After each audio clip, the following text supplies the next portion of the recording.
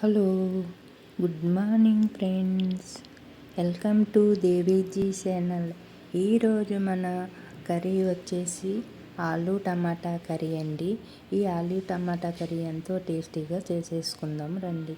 దీనికి కావాల్సినవి 2 ఆలుగడ్డలు, 3 టమాటాలు, 3 ఆనియన్స్, 2 పచ్చిమిర్చి, కరివేపాకు, జీలకర్ర, ఆవాలు, మినపప్పు ఇవన్నీ తీసుకొని పక్కన పెట్టుకోవాలి. ఇప్పుడు ఒక గిన్నె స్టవ్ పై పెట్టి వెలిగించుకొని ఆయిల్ అనేది వేసుకుని ఆయిల్ వీటెక్కిన తర్వాత పచ్చిమిర్చి, కరివేపాకు, పోపు దినుసులు వేసి వేయించుకోవాలి. అలాగే కట్ చేసి పెట్టుకున్న ఆనియన్స్ని కూడా వేసి అందులోనే కొద్దిగా అల్లం పేస్ట్ని వేసి ఇలా ఫ్రై చేసుకోవాలి.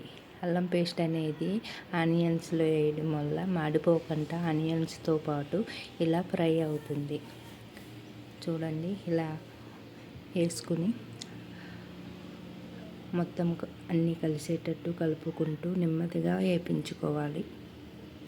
ఇలా ఆనియన్స్ వేగుతున్నప్పుడు మనం కట్ చేసి పెట్టుకున్న ఆలుగడ్డ ముక్కలని కూడా వేసుకోవాలి.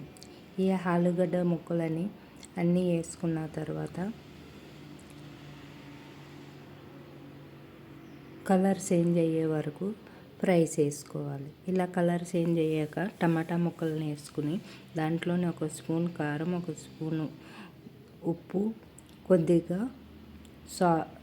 పసుపు, కొద్దిగా గరం మసాలా వేసుకుని అన్నీ కలిసేటట్టు బాగా ఫ్రై చేసుకోవాలి. టమాటా ముక్క అనేది మగ్గిన తర్వాత 1 గ్లాసు వాటర్ పోసుకుని మూత పెట్టుకోవాలి.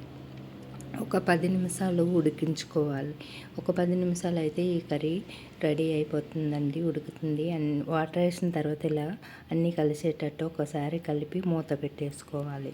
ఇలా మూత పెట్టుకుని ఒక 10 నిమిషాలు ఉడికించుకుంటే ఎంతో టేస్టీ అయిన ఆలు టమాటా కర్రీ రెడీ అండి.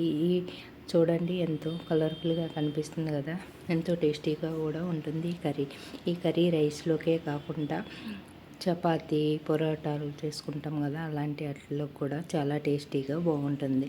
ఈ వీడియో మీకు నచ్చితే లైక్ చేయండి, షేర్ చేయండి. మన వీడియో మీకు మరిన్ని రావాలంటే సబ్స్క్రిప్షన్ చేసుకోవడం మాత్రం మర్చిపోకండి.